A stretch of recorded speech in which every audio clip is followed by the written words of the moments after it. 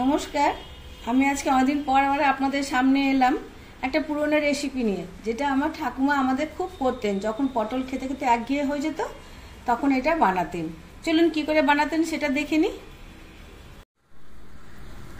এই যে 1 2 3 4 5 6, আমি এটা গ্যাসটা অন করে নিয়েছি। এবার আমি গ্যাসটা অন করে নিয়েছি। এখানে আমি দেখুন জল দিয়েছি। জলের মধ্যে আমি দিয়ে দেবো অল্প একটুখানি নুন।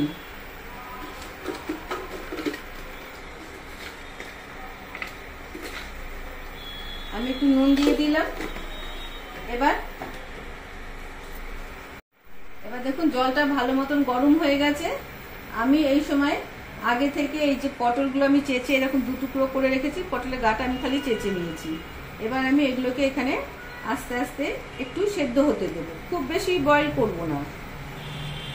দিয়ে দিলাম, দিয়ে আমি এখানে একটা ঢাকা দিয়ে দিলাম, একটু সেদ্ধ হোক, তারপরে দেখাচ্ছি। এই দেখুন বেশ সুন্দর ভালোভাবে ফুটে গেছে মিনিট 5। এবার আমি এটাকে অফ করে দিয়ে এক এক করে ছাঁকনার সাহায্যে আমি তুলে রেখে দেবো। এই দেখুন সুন্দর একটুখানি সেদ্ধ মতো, খুব বেশি সেদ্ধ হবে না, অল্প একটুখানি সেদ্ধ হবে।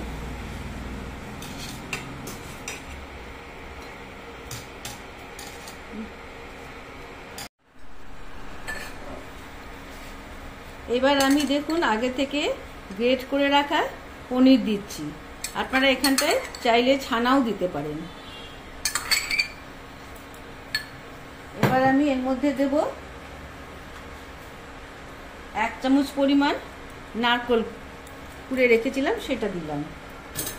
এবার আমি এর মধ্যে দেব পরিমাণ মতো নুন। নুনটা আপনারা আপনাদের স্বাদ অনুযায়ী দেবেন।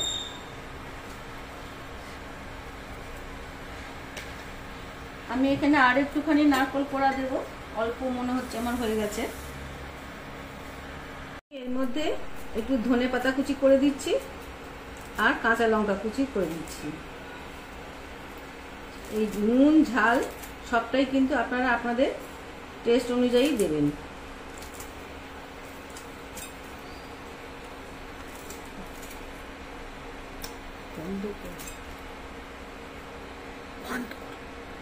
এবার আমি এর মধ্যে দিচ্ছি স্বাদ অনুযায়ী নুন, আর দেব আমি এখানে আমচুর পাউডার। আমচুর পাউডার না থাকলে আপনারা চাট মশলাও দিতে পারেন। অল্প একটু দেব আমচুর পাউডার, আর দেব একটুখানি হলুদ কালারের জন্য। ব্যাস, এবার আমি এটাকে ভালো করে মেখে নিচ্ছি। এই দেখুন পুরো জিনিসটাকেই আমি ভালো করে সুন্দর করে নেড়ে মিশিয়ে নিচ্ছি সবগুলোর সঙ্গে।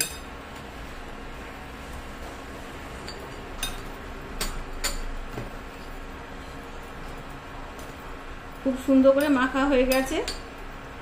এবার আমি এটাকে একদিকে সরিয়ে রাখবো।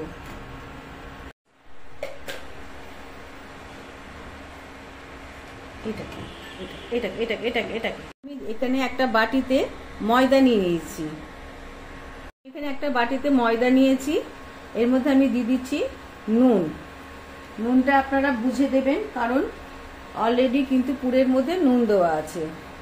তারপরে আমি দিয়ে দিচ্ছি এখানে 1 চামচ পরিমাণ কর্নফ্লাওয়ার।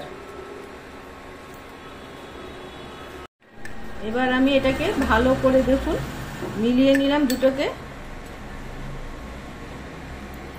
মিলিয়ে নিয়ে এবার আমি এখানে একটু অল্প অল্প করে জল দিয়ে এটাকে একটা ঘন পেস্ট তৈরি করে নেব।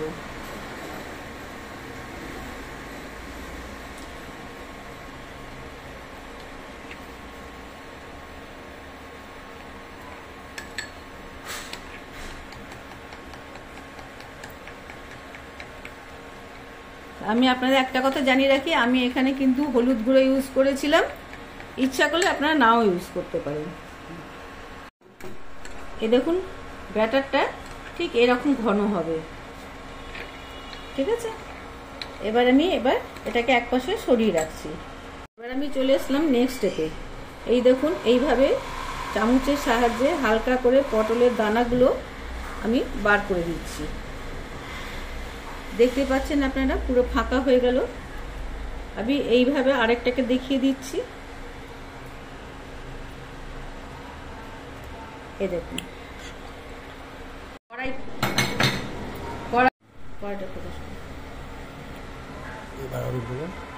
কড়াইয়ের মধ্যে তেল দিয়ে দিচ্ছি।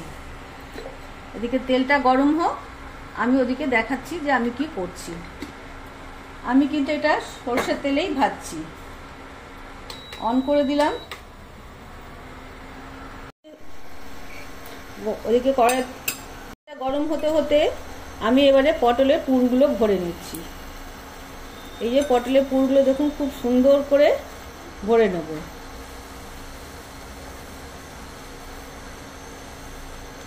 এরকম টিপে টিপে সবটি ভরে দিতে হবে। এবং আমি দেখুন সমস্ত পটলের ভেতরে পুরটা সমস্ত বাদ দিয়ে দিয়েছি। পটলের যে দানাগুলো ছিল সেগুলো সব বাদ দিয়ে দিয়েছি। দিয়ে পুরটাকে যেটা আমি বানিয়েছি সেটা ভালো করে আমি এইভাবেই সমস্ত কটা পটলের মধ্যে পুর ভরে নেব।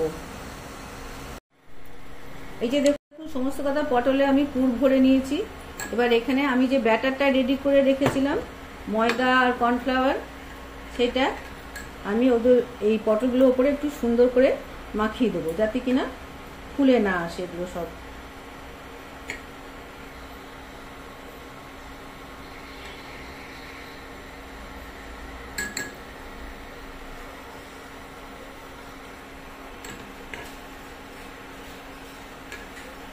পটলকে রেডি করে নিচ্ছি।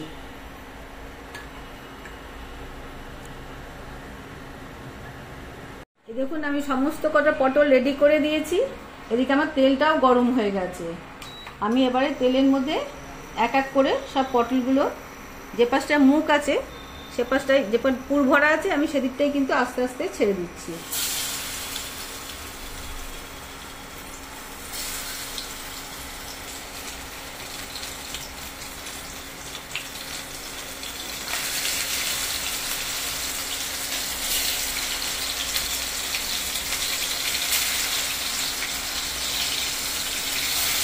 আমি এবারে ফ্লেমটা একটু কমিয়ে দেব।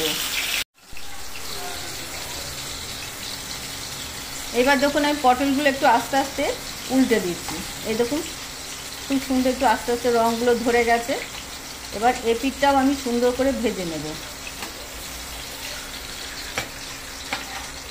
একটু আমি ফ্লেমটা বাড়িয়ে নিচ্ছি।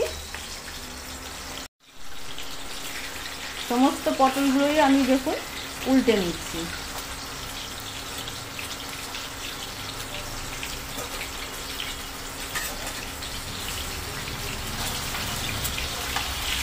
আর কর্নফ্লাওয়ার প্লাস ময়দা দেওয়ার জন্য দেখুন এপাশে কেমন সুন্দর মুচমুচে হয়ে যাচ্ছে।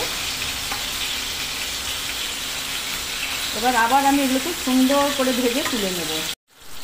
দেখতেই পাচ্ছেন না আপনারা, এই পটলগুলো খুব সুন্দর ভাজা হয়ে গেছে। এবার আমি পটলগুলো সব এক এক করে তুলে নিচ্ছি।